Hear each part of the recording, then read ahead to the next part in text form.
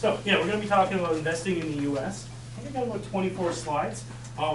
Do stop me, ask questions as we go, because I love to just improv, come off, like answer what you guys need.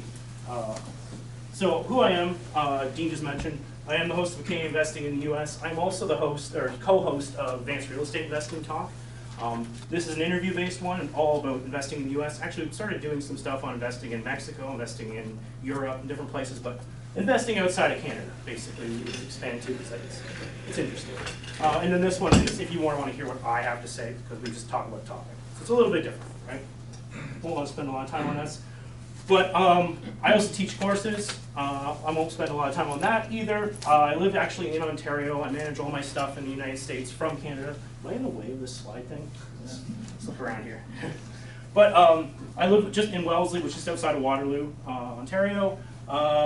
I do investing in U.S. training. I actually can see about 2 or 3 of my students here, and one of my joint ventures as well.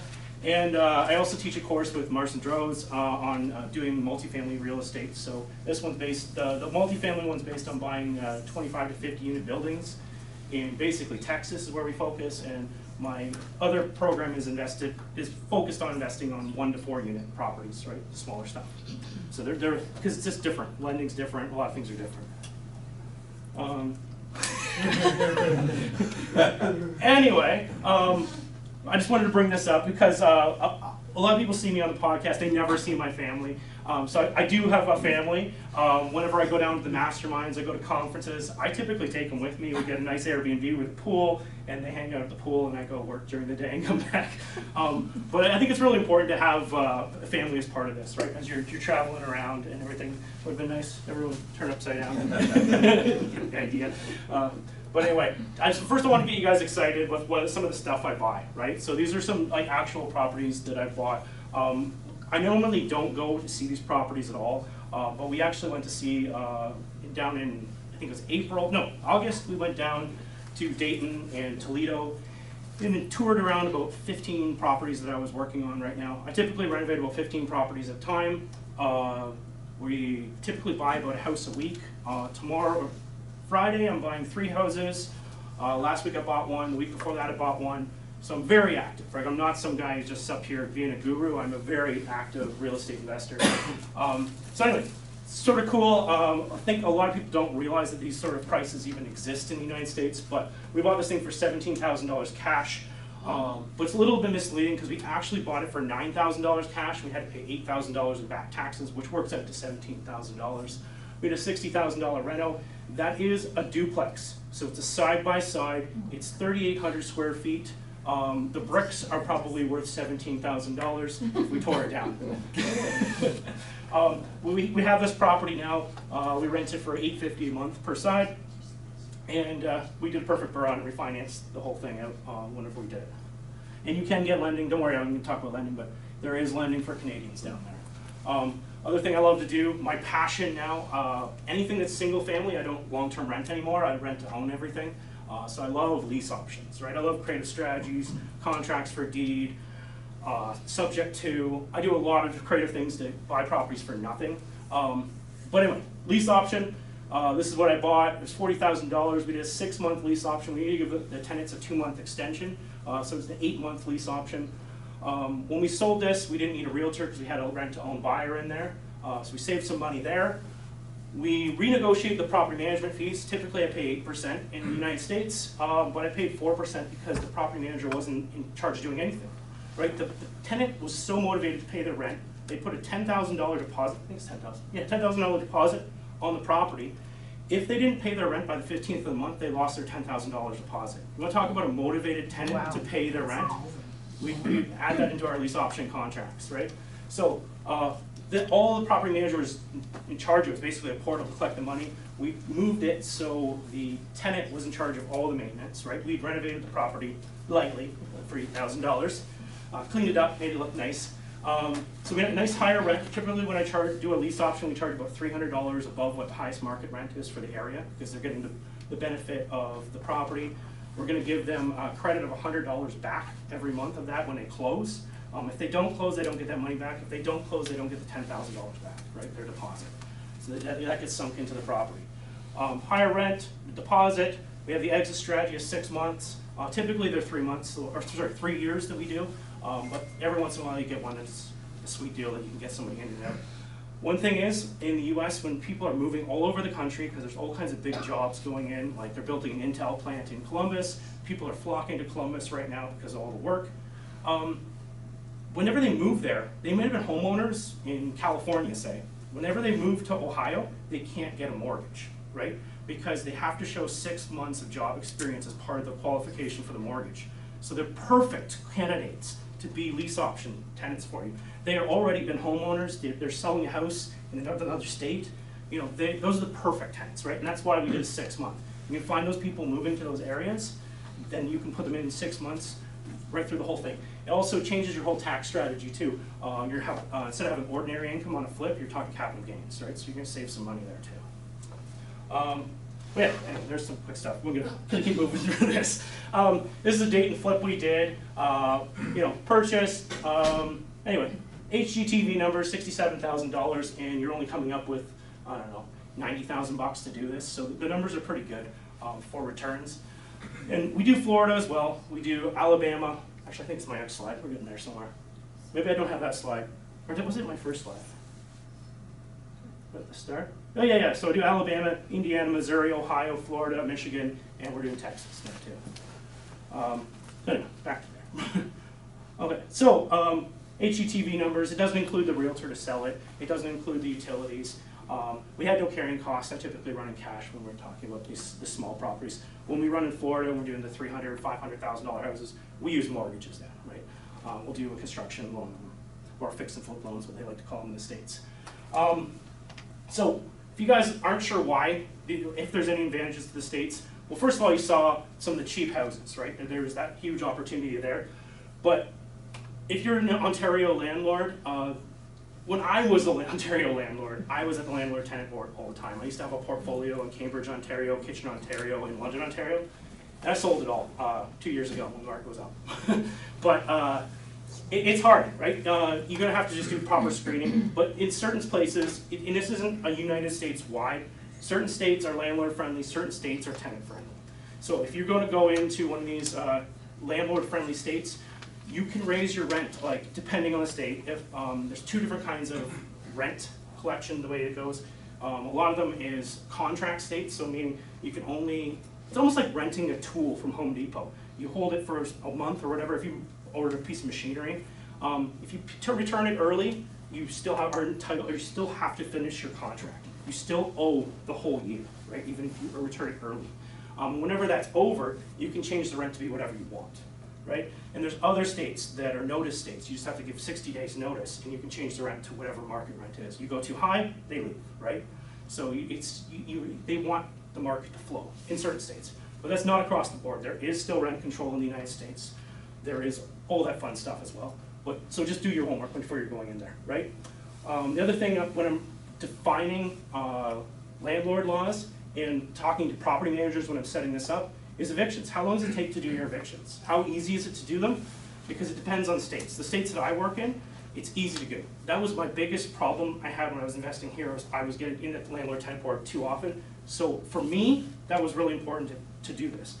If you're already really good at screening your tenants and doing all this stuff, you could go to a tenant-friendly state. There's gonna be a lot less competition for investors, right? There's the other side of the coin always, right? But evictions, what's interesting is in most states they are public record. It's just who has access to the public record changes from state to state. Certain states it is actually considered a criminal activity to not pay your rent and get an eviction, right? So if you do a criminal check, it will show up you have an eviction on it. So what happens is places like Missouri, if you do an eviction, and those people will have a really hard time renting anywhere afterwards because they won't pass the criminal check because it'll show something will show up in the last 6 months. So they will show up with cash. They'll take advances off credit cards. They'll sell their car to catch you up at the courthouse to not file it. And then basically send the equivalent, I think it's an M8 to leave, right, at the end of the week. With these evictions, they go back 7 years, so you'll be able to see them. It's all government, right? So government stuff is always 7 years. They go back. Contract states, notice states, and control cover that. Other reasons, low cost to entry, covered that. the size, they're literally 10 times the size of Canada. You can get some incredible numbers. You can get some incredible numbers in Canada too, but you don't have, you can be buying in a city that has like 500,000 people. You don't have to go and buy in a city that's way the heck out north. It has a population of 1,000 people or 10,000 people. You can be buying in a city that has hospitals and demographics and people moving in and wanting to be there. Not to say that people don't want to be up in Northern Ontario, but there is some, they're literally just so much bigger. Texas is bigger than Canada. California is bigger than Canada. The most southern point of Ontario, if you draw a straight line across, there's more Americans in that chunk than there are in Canada, right? It's literally so much bigger. There's so many markets, and picking your market is one of the hardest things to do when you're investing because there's so many options. Just try and put a pin in it is really difficult. Anyway, you get laws. I think I had the same slide twice. Low cost, size, privacy. Yeah, went the wrong way. Okay, cost of renovations. So I'm renovating my house in Wellesley right now. I haven't done a renovation in Canada in like 6 years, and I'm blown away with how expensive everything is. I wanted to do my bathroom, and they're like, yeah, I'm like, what's your budget? I said, I don't know, 35,000. They said, oh, that's going to be a cheap bathroom. And I go, really? I'm like, I do a whole house for $35,000. So it also depends on what you're trying to do. And I was doing an electrical rewire and stuff at the same time. But the cost of renovations, it depends, it's market specific. When we're doing in Florida, the exact same job in Florida compared to the exact same job in Ohio is more expensive, right? Certain states, they work for more. Certain states have different minimum wage. Ohio last year just moved their minimum wage for $7.10 to $10. It's still cheap, right? You want to get people to do cleanouts, you're not paying them like $25 an hour to do cleanouts of properties. You're getting just like college kids to do it for $10 an hour, right? So it changes your expenses because the labor is so much cheaper, right? It's scalable. The banks want to work with you. If you work with Canadian banks, there was a bunch of limits. You work with the American banks, they want to give you loans. The more amount of money you want, the easier it is to get. If you only want a little bit of money, you want to do one of these cheap houses, it's very difficult to get the loans. You want to get $1 million, they will line up to hand you $1 million. It's so much easier to get the money. And it's not based on you. They don't care what your income is. They don't care what your T4 or W2 says. What they want to see is that you are responsible, ideally have a track record, and that the deal makes sense. It's asset-based lending. It's like buying commercial properties in Canada. It's the closest equivalent. They're going to look at the deal. How well does this deal perform? Is it worth our risk to go into this deal? And will they give it to you on your very first deal? Will they go give you lending? Yes, they will, right? They may, well, they want to make it safer for themselves. They may lower the loan to value by 5% or something, but it will come back up. With everything, there's always a plus side and a downside. And some of the downsides is the financing is more expensive. Always. Even when rates were cheaper a year ago, it was still cheaper in Canada. They've always, ever since I've been down there, they've always been cheaper in Canada to get interest rates, right? For your interest rates. So it is definitely a downside. What I was getting, if you're trying to get some numbers, 9.75 was what I was paying for construction loans, so fix and flip renovation loans. I just did a 7.25 for a long-term 30-30 loan. So in the States, you can get 30-year loans, 30-year term, 30-year amortization, right? But also I have some experience, so that does play into it. And once you have some experience, I'm now getting offered 100 loans in construction. That means 100% of the purchase and 100% of the renovation. To be able to get something like that, they want to see that you've done 15 flips in the last 18 months. But once you're there, like they just want to hand you the money. They want you to keep going, right? They need to deploy the money. So anyway, you don't want to get taxed in both countries. So what you're going to need to do is set up entities. You don't want to be running this whole thing in your own personal name. If you do run your properties in your personal name, you are going to be subject, when you sell the properties, to FIRPTA. FIRPTA is foreign income, anyway, it's for tax, for Canadians basically, or non-residents who invest in the country. What they're going to do is charge you 15% of the sale price if you own this in your personal name. So how do you get away with this, not having to pay this? You own your properties in entities, a C Corp, an LP, and I usually say stay away from LLCs. But you can modify an LLC to make it work, but the easier answer is just stick with a C Corp. C Corp will be more like an Ontario Holdco, right? It'll be a typical structure where you're getting dividends. If you're going to work with an LP, It's a structure that doesn't exist in Canada. It's different than an LP or an LLP in Canada even. It's a flow-through entity, meaning you will file taxes with the entity, with the state, but you will never pay taxes. All the income flows down to the members. So the limited partners and the general partners, based on your agreement, the money will flow through to them and they will pay on their personal tax return. So if you're trying to avoid paying taxes to Canada Revenue, you probably want to be using a C Corp structure. And if that isn't an issue, you could use an LP structure. And there is a lot of different ways to do this. And what I always suggest is talk to a good CPA, because they're going to ask you what your income is in Canada, what your T4 income is, and they'll weigh it out and see what the structure makes sense to do this. And I'm going to show you some different structure layouts in the next couple slides. But yeah, you need to set these entities correctly. You don't want to use LLCs because they are subject to double tax. The problem is it's Canada Revenue with the LLCs. They look at an LLC and think it's a corporation. It is not a corporation, it's a flow through like an LP. So they go, Canada Revenue, so you do all your taxes with the US and the IRS, all fine. And then Canada goes, well, this LLC, that's a corporation, we want to tax you on that corporately, but you paid all your taxes personally in the United States. So it turns into a double tax situation. There's ways to fix this. The easiest way is just to avoid LLCs. Right? It's just a simpler method. The LPs do the exact same thing. When you're doing a limited partnership versus an LLC, the only main difference is an LLC has members, and it's a limited liability company, so no one has any liability in the company, almost like a C Corp. Whereas when you do an LP, there's a limited partner and a general partner. The general partner takes on the liability. So what we do as Canadians, we set up a C Corp or an LLC or an LLP, something. It's just a shell corp that takes on the liability. I don't open bank accounts for it. It's an empty corporation that does nothing.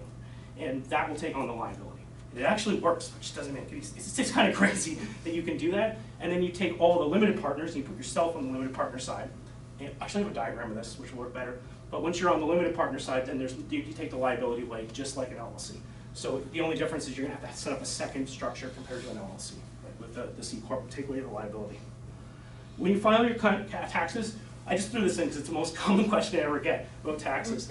You file with the IRS first. Your American accountant gives you a piece of paper. If you actually paid taxes, their tax code is way better than our tax code. The likelihood is the taxes are going to be paid to Canada Revenue.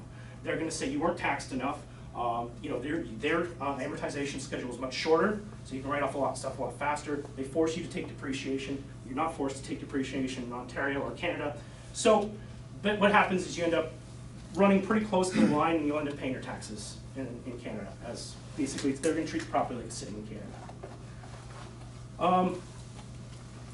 If you're planning on doing this, this is the perfect time, if you're going to go to the United States, to actually build a business. If you're like me when I was working in Ontario, you're probably way smarter than I was.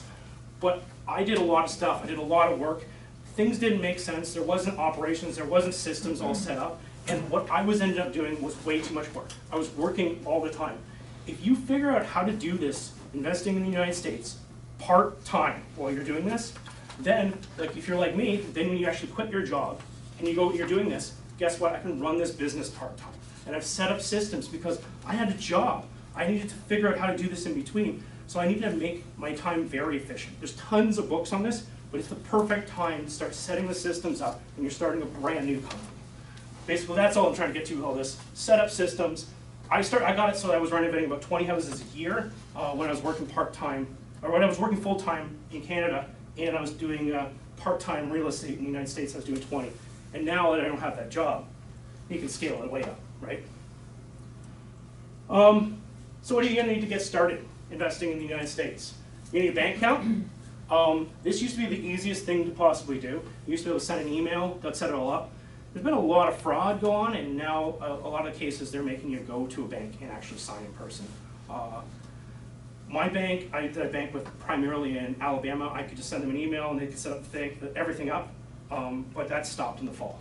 So now I'm going to Buffalo on Saturday this weekend, and I'm going to set up 5 corporate bank accounts in Buffalo at Bank of America. So if that is what you're interested in, because it is one of those real big hurdles. You're like, how do I even get the right bank? Because they are unresponsive. If you go to their website and email them, call them, they don't answer the phone. When I was down in Florida, I was like there for a week. I'm like, I'm going to try and get bank accounts when I'm down here. Couldn't get anyone on the phone. Couldn't at all. The only bank that actually answered down there was Fifth Third, and then they wouldn't do entities unless it was in Florida. So Bank of America, Chase, Wells Fargo, they don't respond. So set up your appointments. I have some contacts, but set up your appointments, give them all the paperwork through email or through their online portal, and then when you show up, you just sign. Otherwise, you show up to try and set up a bank account, you could be sitting there for 3 to 4 hours, I've heard. They'll make you sit there, right, until someone's ready. It's not a fun place to be. ITINs, that's going to be what typically a Canadian's going to use instead of a social security number or your social insurance number. It's an international tax ID number. Corporate structure, you're going to need that for your lending, for your asset protection, and to avoid FIRPTA. Money, you're going to need some money to do this. So it could be your own HELOC, line of credit in Canada. You can set these up in the US as well.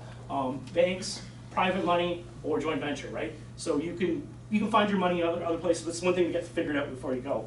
Teams, contractors, property managers, systems, and currency conversion. So financing.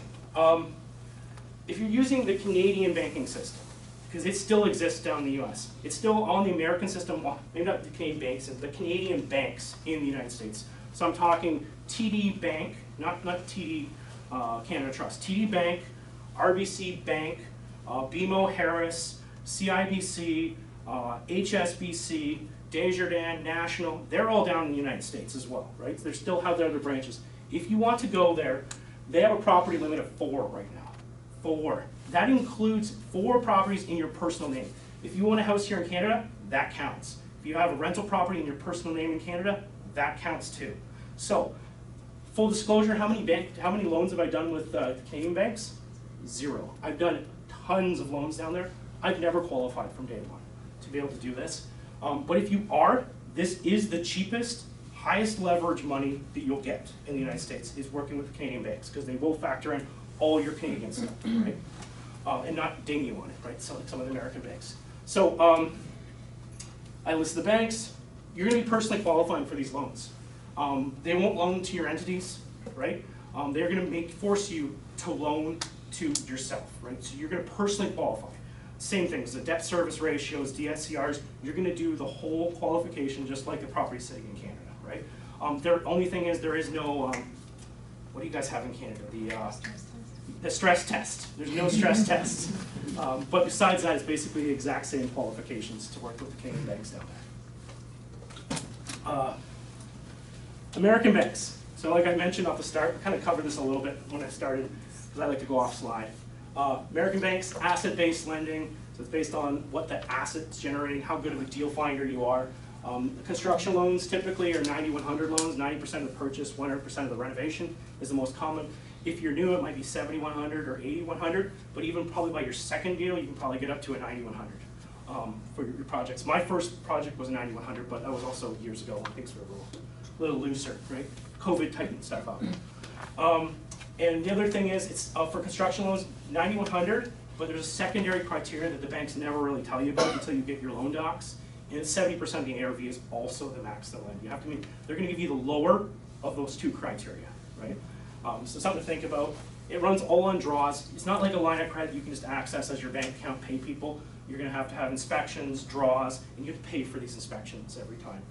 And it varies. Some construction loans are $200, and I paid up to $450 per draw to have someone go view the property, so it changes a lot. Long-term loans, so cash out. So the long-term loans where you're just setting them up right from the start into a nice long-term loan.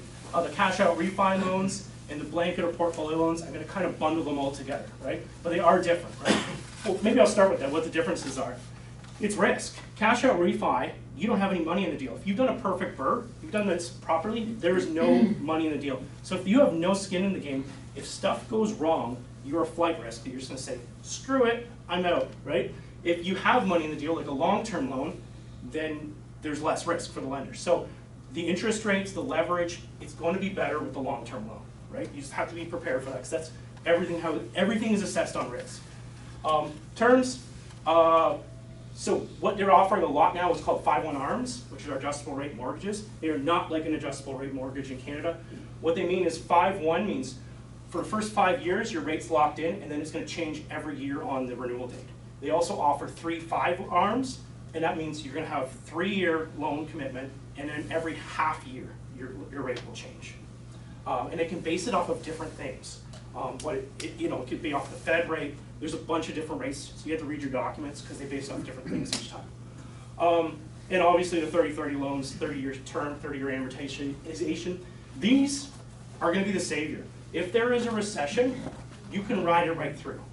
The tenants still need to live somewhere. The tenants still need to pay. When COVID happened, the government stepped in and started paying rent for people. They created up so many programs. If you set up a 30-year loan, you're going to ride right through. It's going to be the safety net, because if things go bad for 2 years, because typically a recession lasts 17 months. By my definition of a recession, we've been in a recession since August. But 17 months is a typical recession if we're in a recession, depending on what your strategy and what you believe. But 30-30, you'll ride right through. You have your long-term financing. It doesn't expire during that period. The loan development values offered to Canadians, this changes weekly, what they'll give you for a loan to value. Typically a hard money lender will give you, right now I got my loan, I did a cash out refi last week, and we got 70 loan to value. Sometimes you can get 70 on purchases, sometimes it's 70 on refis, sometimes it's 65, sometimes it's 60, and sometimes it's 75. So anywhere from 60 to 75 is kind of the ballpark you're going to be kind of tinkering in for your cash out refis. And like you said, it'll be higher. You probably get the 75s or 70-75s on a purchase loan. It's going to be higher. Buy down points. What a buy down point is you can pay more fees up front for your loan and get a lower interest rate. And what a lot of Canadians don't realize is they go around, and if the lender gets hint that you're a rate shopper, they'll just get you the cheapest rate. And what they don't realize is instead of paying like a $2,500 loan origination fee and 0 points, they could set you up so your closing cost could be like $15,000 in closing fees to drop your interest rate by 2%. And this happens all the time. They'll just front load all the fees. And in order, I have a chart in the course we do, and you put the numbers in, it'll tell you where the break-even marks are based on the 2 loans. Because sometimes it makes sense to do the buy-down points if you're planning on keeping the property for a really long time. But if you're going to keep this property for a short period of time, it doesn't make any sense to pay all these fees up front. You're so front-loaded. But the other thing is you go, well, I'm obviously going to keep this. I'm a long-term investor. But think about this. Interest rates are high right now. Say you locked in at 8.5%, right, for a newbie. You got 8.5% loan and say 65 loan to value. A year later, you become a more experienced investor, and now they're offering you 5.5% and 80 loan to value or 75 loan to value. Are you going to refi? There's a good chance you are. So it's something to think about, right? And it's not an easy decision. But what you need to do is run the numbers to make an informed decision so you know exactly how long you have to hold these properties for it to make sense to do the higher fees up front. Minimum loan amounts. Typically right now there's $75,000 is the minimum loan they'll give you. If you go over $100,000 for a loan amount, not the property value, then lots of lenders are open to you, right? There was a lender up until September that had no minimum loan amount. So you go get a $20,000 house, put a loan on it. They've tightened up and they're not lending. They still do, if you have an American partner, they will not lend to Canadians anymore. But they said that they thought it was going to come back in January, and they thought it would come back in February. It hasn't come back, but it might soon, right? But we're just considered more of a flight risk, so they've taken it away. Qualifying. FICO scores. If you start investing in the United States, you're going to want to start building these up, right? How do you get FICO scores? That's your credit score in the United States. Also, they go to a 900 or 800. We go to a 900. So whenever I say, oh, for a lot of these loans, the minimum loans or minimum credit score is 650. It's 650 at 800. Whereas ours would be like a 700 at a 900, right? Would be more of an equivalent, right? So you got to think about it. It's a different scale. But start building your FICO scores. Get some credit cards. Get some debt. I still get on my loan applications that I don't have enough debt. You need to have debt. I hate debt. I like to use a line of credit, use some money, do a project, refinance, pay it off, and it's gone again, right? They like to see debt that just keeps sitting there, right? And I pay off my credit cards every month. But they like to see debt, right? So you can even leave a coffee's worth of money on this and pay interest on it. they like debt. I have 4 sources on my personal, which are all credit cards, and they told me when I did my last loan, look, we'll do this one, but you need to get more debt. You need to start putting more debt on these, because it's a backward system. They need to see you can handle it, right? But anyway, income, they don't care about your income, right? They don't care at all. They don't care if you make $1 million a year. They don't care if you are homeless, right? What's about is DSCR. If you're going to do a DSCR, which is around 1, a 1.0 DSCR means you break even on your cash flow.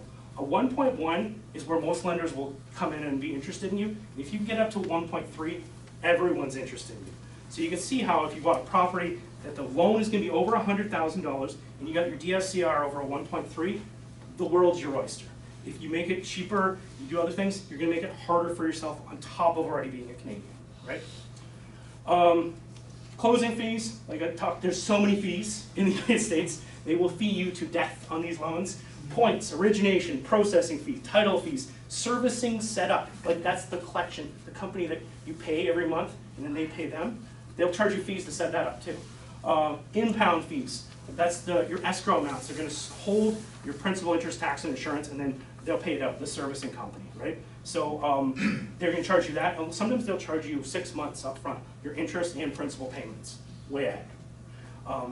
To be ready when you close. They love a lot of upfront stuff. But a lot of it is credits you'll get back, or you won't have to pay taxes for several years. Underwriting fees as well. And the way these loans work is when you do fix and flip loans, actually we haven't talked about that yet, it's the next slide I think. No, we did talk about it. There's no prepayment penalties, you can pay them off any time, right? Because that's how construction loans work. When you do these, typically, they're all structured differently. The most common structure is a step down. So you pay 5% to break in the first year, 4% in the second, third, 30, it counts down, right? So that's why it doesn't make sense to go in these if you're doing something short, because they're going to get you on the front end and on the back end, right? So that's why you do a fix and flip loan and pay a higher interest rate. Also, they cover the renovations if you do it that way. Non-DSCR loans, right? So these are loans that don't actually cash flow. They do these, right? Guess what? The interest rate is a lot higher. Why would you even be talking about non-DSCR loans? What's a non-DSCR loan? Fix and flip, or no, sorry, not fix and flip. Airbnbs. Airbnbs are non-DSCR loans because they won't count all your income. They won't go through, so they're going to put you in a non-DSCR program. So be ready. If you do Airbnbs, they're going to charge you a higher fee. Or you set up another corporation. The corporation is the Airbnb corporation, has a nice long-term rental contract with your other corporation, and typically if you're going to do this, make your Airbnb corporation that's doing the long-term rental a name. It looks like a person then. Dwayne Gretzky LP is your renter, right? So anyway, what is it? Covered that. They cover half. They'll cover half of your income typically for Airbnbs. So when you're doing this, they usually estimate that half of the rent is expenses. That's how their underwriting works for these. So they're going to make it tough to qualify in the other program. It's almost impossible. The only way to do it is by having basically the shell game with the multiple corporations. Rate, obviously high. Terms, you can get about the same, right? But sometimes depending on what your risk level is, they might make your loan to value come down, right? One thing what Canadians don't do is the way Americans do lending. Americans, when they underwrite these loans, the banks, whenever you're done, all their underwriting is geared towards securitizing this loan. What securitizing a loan is they're going to sell it on the secondary market. It's not like Royal Bank or even Royal Bank in Georgia or Royal Bank in Florida. They'll hold the note on their books. So they're under their own underwriting guidelines. They don't have to be at the national level. So that's how they can give you some better rates. But most of the banks, like almost all of them, they don't. They sell the note afterwards. You'll get notices in the mail. Sometimes you don't even get notices in the mail, and your note will get sold like every year. Someone else is your lien holder, right? It's a totally different game. You can go into that game and just play that game even as a residential person and just own people's mortgages, right? But yeah, that's what they're doing, right? They're going to underwrite this. They're going to typically, if you're going to work with low banks, that are going to hold the property on their books, they can do BPO. So basically they'll get a realtor to just give their price opinion on the property, right? Broker price opinion. And they'll just go, we think this property's worth about that. That's good enough for them because it's just holding on their books. But that's not good enough to sell it in the secondary market. So you're gonna have to pay for the high level appraisal when they're selling on the secondary market. What does that mean? You're probably looking at $600 to $900 for an appraisal, depending on what the size and number of units for those properties. So they're gonna get you there, right? It's all because they're selling your note, right? And I went through this whole thing on the refi I did last week, because originally we were doing BPOs, and we got all the realtors to pull the numbers for us, and then they changed their mind and they wanted to sell it on the secondary market and get all different appraisals. I got credits for the first one, but they still, the appraisal price is almost triple from what I originally had. I think it was $199 and it went to $630 or something for a full ride appraisal. So anyway, I think I covered most of that. This is what a typical Canadian structure is. What I was trying to picture, put in your mind. You're gonna do a limited partnership. Every partnership has a general partner and a limited partner, right? You want to take away the liability from yourself because the general partner is going to be the liable one. A lot of times you'll set up a C corporation to hold the liability, and then you as a limited partner can sit over here and be free of the liability. And even ideally Wayne Gretzky's put all the money in, right? So, which corporation owns the property? It's the most common question I get. This the limited partnership actually owns the property, right? Because if you're like, where does it fall into this side? Because that's why I changed the colors in this. Because this is not a different entity. These aren't. These are just the parts of the limited partnership. There's two partners in every partnership. So those are the partners, right? And you just make the one of the partners an actual corporation. Which entities have bank accounts? So you're going to get a bank account for your limited partnership. And honestly, I usually don't even for the C Corp. I just let it sit there. It doesn't have a bank account or nothing, right? Well, where would a JV fit into this situation if you wanted to do this? Well, a lot of times you're going to do is set up another structure with another limited partnership, and then it would look just like this. So we'll say that this one's up there with my structure, and then I would partner with Wayne Gretzky, but instead of saying Glenn Sutherland, it would say Glenn Sutherland LP, or whatever I call it, right? North-South Properties LP, right? And that's where it would come in, right? And that's where I usually set up when I work with a joint venture and slip it in that way. Could the GP be a person rather than an entity? Just covered that. Yes, you could. The thing is, if you put the general partner, put person over here, which is what a lot of times I do. I still do it sometimes, but this is the better way to do it. If you put yourself over on this side instead of over here with Wayne Gretzky, he's going to be limited to the amount of money he's putting. You're open, if something happened, if you were found negligent in the United States, and they're going after you to make a claim, first, they're going after the insurance. I put $1 million in insurance on every single property, right, for liability. So if they get past that, and I'm really negligent, then they're coming after me. If I'm doing a joint venture, honestly, why wouldn't I be there? I've obviously screwed up so bad that why shouldn't I be on the hook for something, right? Because this person could lose their money, I should be liable. So in a lot of my joint ventures that I set up, I drop off the C Corp. It's cheaper structure just to have the single, but you just have to know that you're taking on personal liability if you do that, right? If they go past insurance. What if I have high income in Canada? Well, you're going to probably set this up with, you could set this up with a C corporation instead of an LP, right? So you just have a C Corp that owns the properties, and C Corp is just like an LLC, so you're going to have members, right? And it's going to be like just like a Canadian corporation, right? So you do dividends with money that comes out. If you actually, I haven't done this slide about this. I'm going to skip ahead. What if you already have an Ontario Holdco? Where do you fit the Ontario Holdco into this? What you do is on the limited partner side, instead of having, you no longer have members here. You take the members, get rid of the members. The members become a C Corp, another C Corp. That C Corp is owned by the Ontario Holdco. When you move your money from here to here, back to Canada, they have a tax treaty where you only pay 5% tax to move your money back to the Ontario Holdco. But you're still, whenever you want to pull your dividends out of your Ontario Holdco, you're going to be paying taxes as dividends, right? But they have this set up, so you're only going to pay a 5% fee to the IRS to do that. You pull all your money back.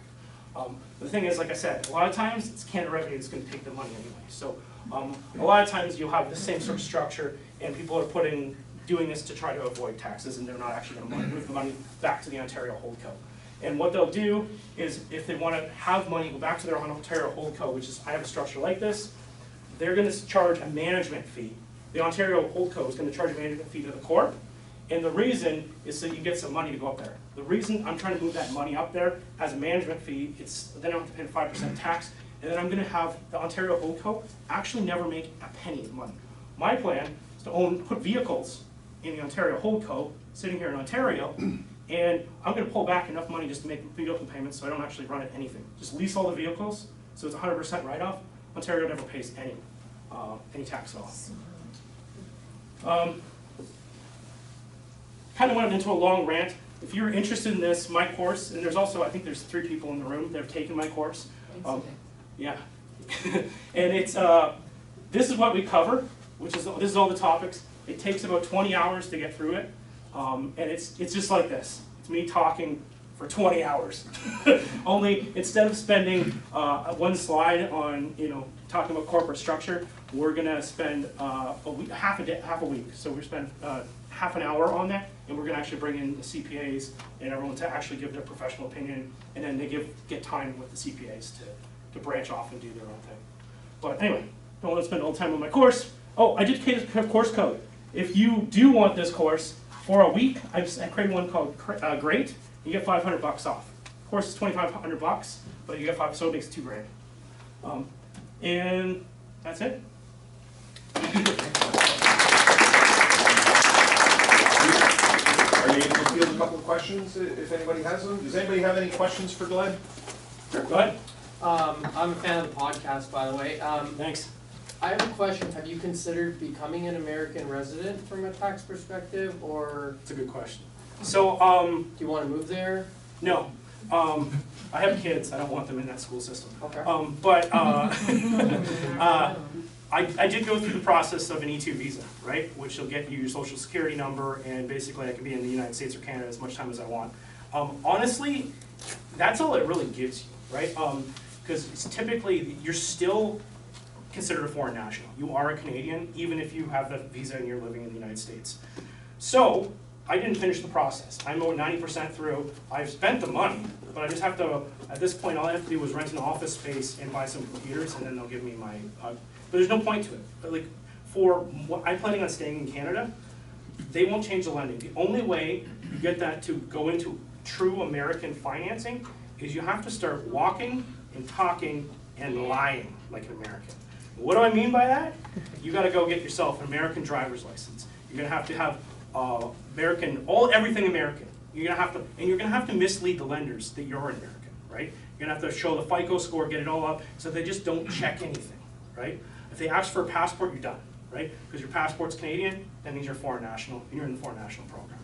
So I do know people who have tricked the lenders and got into the true American Fannie Freddie lending, but that's basically it. You have to basically mislead them. Everything you have to show them, make it look like you're an American, have a home address, because they Google Street View it, it's an actual house, it's not a business, for all your addresses.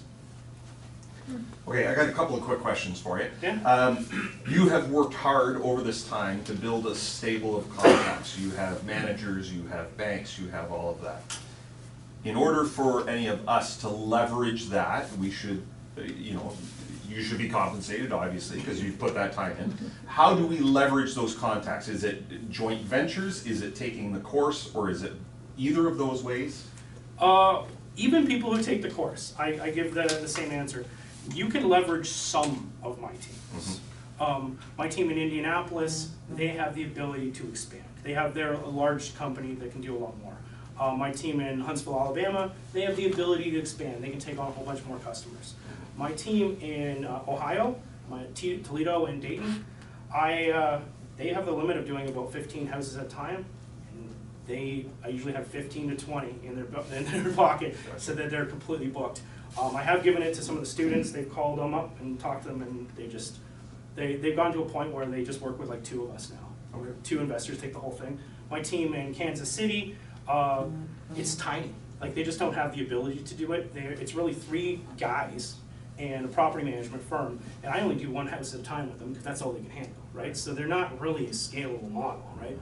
But you could build another team there, right? Okay. But the course is, it does teach how to set up the teams, how to How's do your it. own team? And I do set up new teams. And in the fall, I set up a new team in Detroit, Michigan, and I set up a new team in Birmingham, Alabama that didn't exist at all before the fall.